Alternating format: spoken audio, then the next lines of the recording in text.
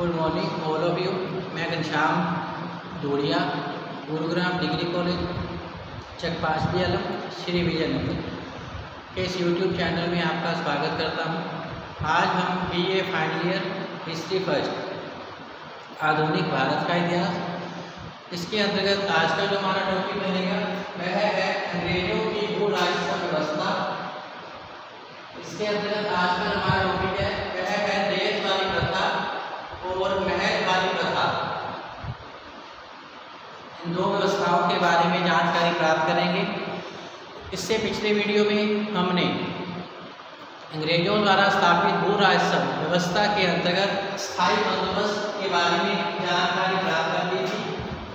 स्थायी बंदोबस्त 22 मार्च 1793 को लॉर्ड कॉर्नवालिस ने बंगाल, बिहार, उड़ीसा में स्थायी बंदोबस्त लागू किया था।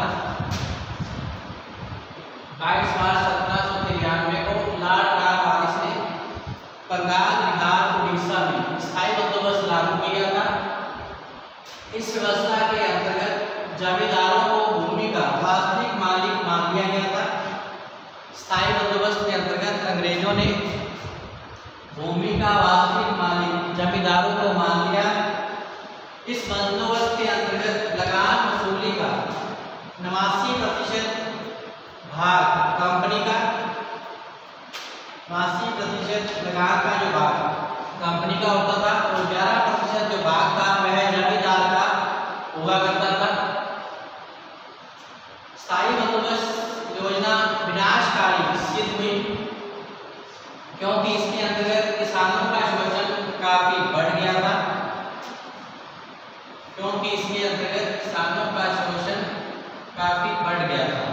इसके पश्चात रेत वाली बंदोबस्त लागू किया गया था। अंग्रेजों ने इसे बंगाल व मुंबई प्रेसिडेंसी में इसको लागू किया था। इसके अंतर्गत किसानों का सरकार से सीधा संपर्क स्थापित किया गया था। राज्य उपज का 50% भाग प्राप्त किया करती थी किसानों से। इस व्यवस्था के जन्मदाता जो थे थॉमस मुनरो व कैप्टन रिड को माना जाता है। रेत वाली व्यवस्था का जो जन्मदाता है थॉमस मुनरो व कैप्टन रिड को माना जाता है। 1792 में कैप्टन रिड के प्रयासों से रेत वाली व्यवस्था को सर्वप्रथम तमिलनाडु के बारामहल जिले में इसे सर्वप्रथम लागू किया गया था। इसके अलावा यह व्यवस्था मद्रास, मुंबई के कुछ हिस्सों, पूर्वी बंगाल, असम और पूरब के कुछ हिस्सों में इस व्यवस्था को लागू किया गया था। इस प्रकार अंग्रेजों द्वारा स्थापित भू राजस्व व्यवस्था के अंतर्गत लगान की जो राशि का निर्धारण कर दिया गया था। स्थायी बंदोबस्त के अंतर्गत समुच्चय ब्रिटिश भारत के क्षेत्रफल का लगभग 19% भाग शामिल था। यह व्यवस्था बंगाल, बिहार, उड़ीसा और उत्तर प्रदेश, वाराणसी तथा उत्तरी कर्नाटक के क्षेत्रों में लागू थी।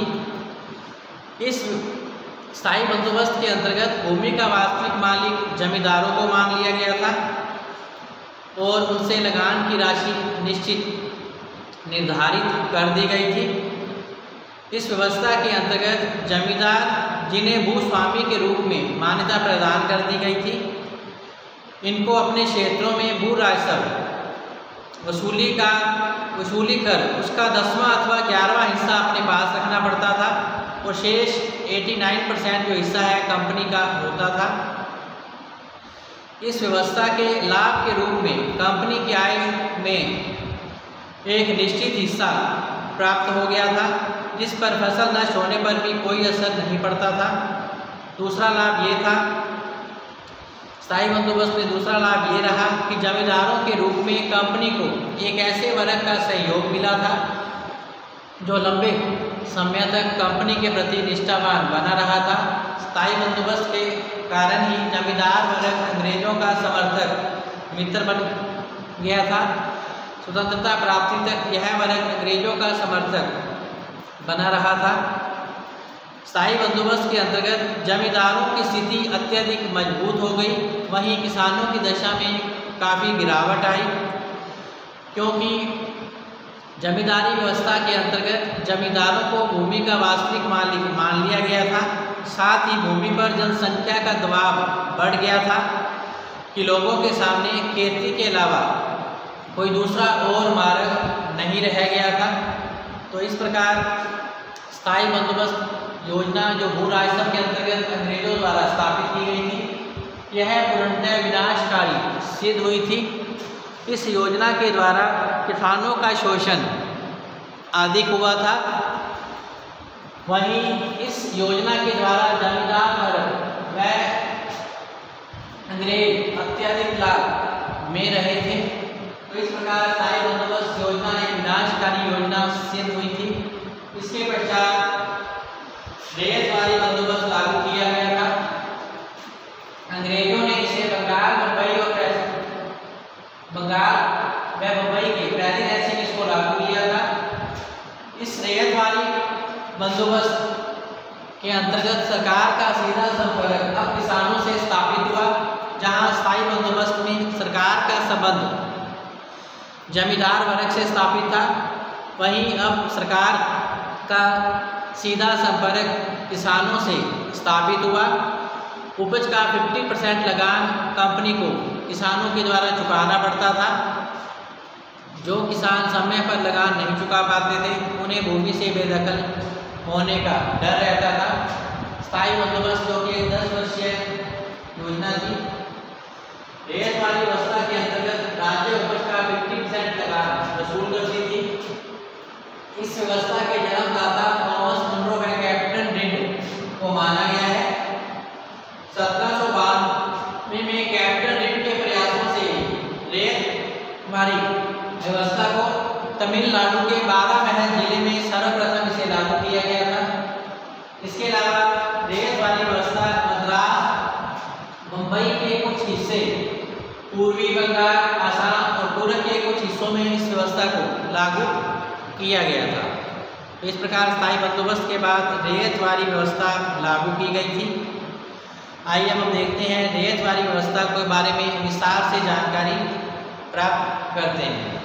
रैयतवारी व्यवस्था कंपनी ने भू राजस्व संबंधी अनेक व्यवस्थाएं लागू की थी, जिनमें रैयतवारी प्रथा सर्वाधिक सफल मानी गई है।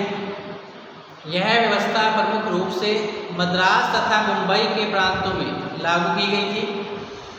इस व्यवस्था को शुरू करने का जो श्रेय है कैप्टन रिड और थॉमस मुनरो को दिया जाता है।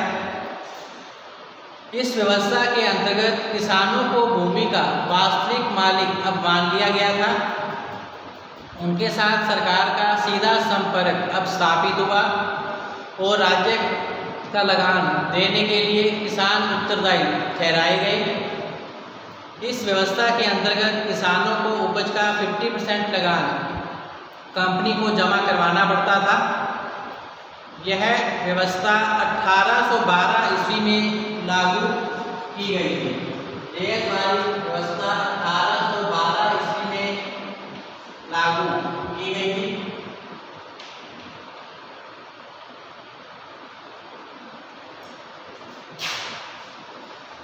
तो 1812 ईस्वी में रैयतवारी व्यवस्था लागू की गई थी।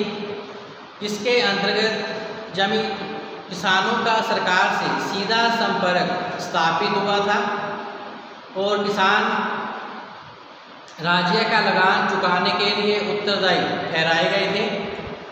किसानों को उपज का 50% लगान देना पड़ता था। किसानों को अपनी भूमि खेती करने के लिए उठाने या बेचने या गिरवी रखने का अधिकार प्राप्त हो गया था।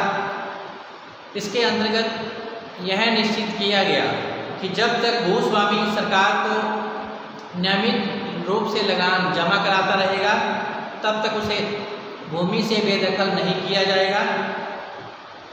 इस प्रकार परंतु कालांतर में पहले लगान की राशि 1/3 थी, बाद में इसे 1/2 50% कर दिया गया था। राजकीय कर्मचारी किसानों से सीधा भू राजस्व एकत्रित किया करते थे। आइए अब देखते हैं रेत वाली व्यवस्था के गुण क्या रहे, दोष क्या थे।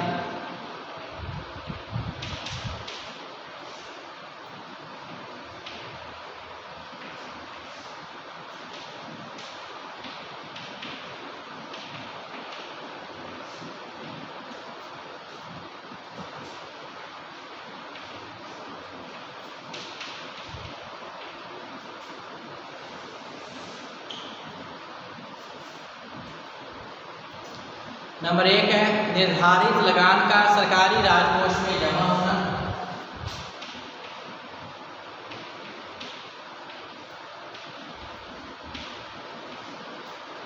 निर्धारित लगान सरकारी राजकोष में जमा होना।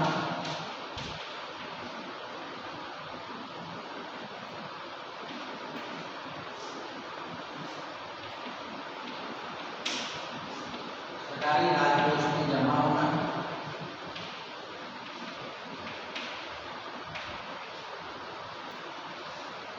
सबसे पहला लाभ, निर्धारित लगान अब सरकारी राजकोष में जमा होने लगा था, जिससे राज्य की आय में अब वृद्धि हो गई थी।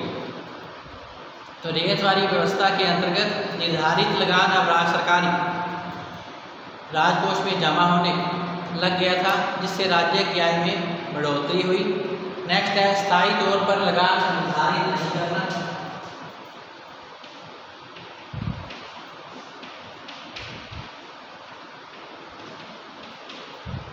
स्थायी तौर पर लगान निर्धारित न करना।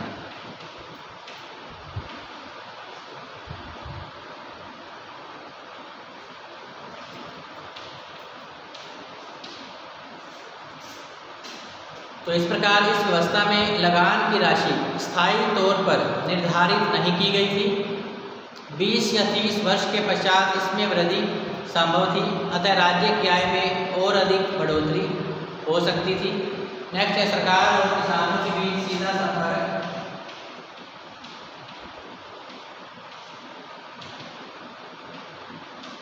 सरकार और किसानों में सीधा संपर्क। सरकार और किसानों में सीधा संपर्क। इस व्यवस्था का एक लाभ यह था कि इसके अंतर्गत किसानों का सरकार से सीधा संपर्क स्थापित हो गया था। इससे प्रशासन के प्रति अब लोगों का विश्वास उत्पन्न हुआ। किसान अब नियमित रूप से लगान चुकाकर भू स्वामित्व के अधिकार रख सकते थे। नेक्स्ट है किसानों के भू स्वामित्व के स्थायी रिकॉर्ड।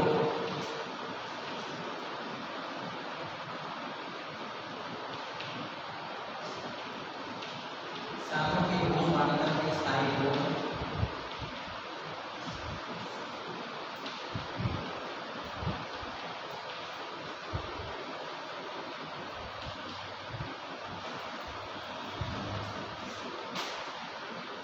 तो इस प्रकार इस व्यवस्था के अंतर्गत किसानों के भू स्वामित्व के स्थायी रिकॉर्ड बन गए थे, जिससे किसानों को अत्यधिक लाभ प्राप्त हुआ था। फिर बंजर भूमि को भी जोतने की व्यवस्था की गई।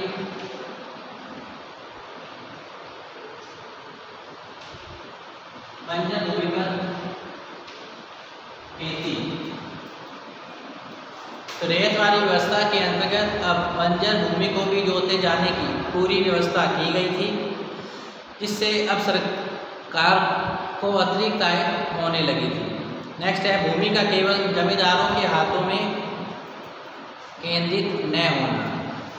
तो इस व्यवस्था में भूमि केवल कुछ समूह जमींदारों के पास अब केंद्रित हो जाने का डर नहीं था, क्योंकि अब रेत वाली प्रथा के अंतर्गत किसानों को ही भूमि का वास्तविक मालिक मान लिया गया था। उनसे सीधा संपर्क स्थापित किया गया था। उपज का 50% लगान किसानों को अब चुकाना पड़ता था। समय पर लगान चुकाने से किसानों को अब अपनी भूमि से बेदखल होने का डर नहीं रहा था। अतः इस व्यवस्था के अंतर्गत किसानों को अब जमींदारों के शोषण से मुक्ति प्राप्त हुई थी। इसके अलावा बिचौलियों के हस्तक्षेप की समाप्ति हो गई थी। तो रेत वाली प्रथा के द्वारा बिचौलियों का हस्तक्षेप करने का अवसर अब नहीं मिला, क्योंकि अब किसान सीधा सरकार को लगान जमा करा सकते थे और अपना भूमि पर अधिकार सुरक्षित रख सकते थे। तो इस रैयतवाड़ी व्यवस्था के अंतर्गत किसानों को अब बिचौलियों के शोषण से मुक्ति मिल गई थी। नेक्स्ट है हानियां दोष क्या है।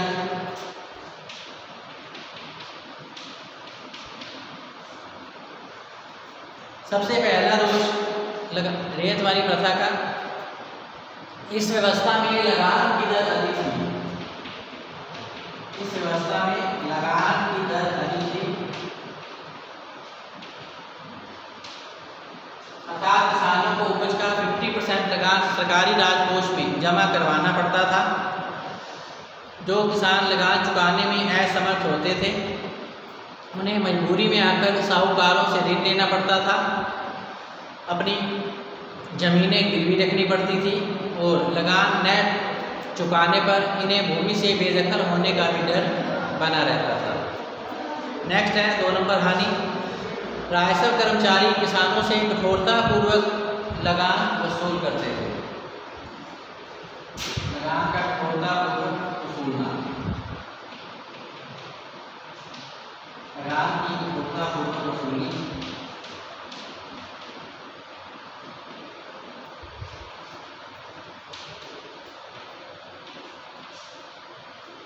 रैयतवाड़ी व्यवस्था का दूसरा दोष यह था कि राजस्व कर्मचारी किसानों से कठोरतापूर्वक लगान वसूल करते थे। ये काफ़ी निर्दयी और क्रूर सिद्ध हुए। नेक्स्ट है लगान वृद्धि की भावी आशंका से किसान सदा भयभीत रहता था। लगान वृद्धि की भावी आशंका,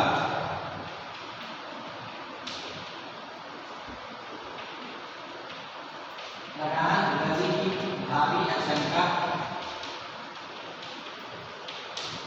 इस व्यवस्था के अंतर्गत किसानों को लगान वृद्धि की भावी आशंका से वह ग्रसित रहता था। नेक्स्ट है भूमि के व्यक्तिगत संपत्ति बन जाने के कारण अब जीवन के परंपरागत सामुदायिक जो बंधन थे कमजोर हो गए।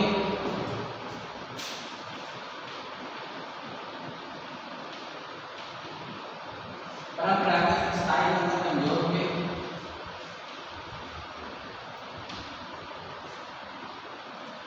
परंपरागत स्थायी बंधन कमजोर पड़े।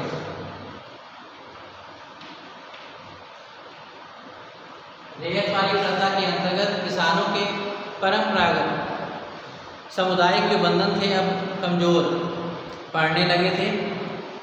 इसके अलावा यदि किसान भूमि कर चुकाने में असमर्थ रहता था तो सरकार किसान की भूमि को जब्त कर लेती थी।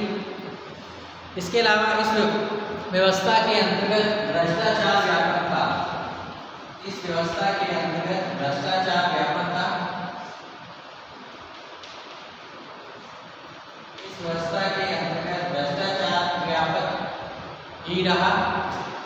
किसानों का शोषण अब अधिक होने लगा था। तो इस प्रकार रैयतवाड़ी व्यवस्था से भी किसानों को कोई विशेष लाभ प्राप्त नहीं हुआ था। अंग्रेजों द्वारा स्थापित भू राजस्व व्यवस्थाएं, चाहे वह स्थायी बंदोबस्त था चाहे वह रैयतवाड़ी प्रथा थी, दोनों ही किसानों के हित में नहीं थी।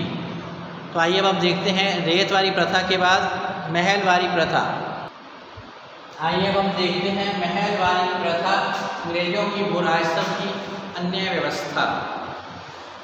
तो महलवाड़ी व्यवस्था, इसको अंग्रेजों ने 1822 में गंगा की घाटी, 1822 में यह व्यवस्था लागू की गई। इस व्यवस्था को अंग्रेजों ने 1822 ईस्वी में गंगा की घाटी, उत्तर पश्चिमी प्रांतों, मध्य भारत के कुछ भाग तथा पंजाब में इसे लागू किया गया था।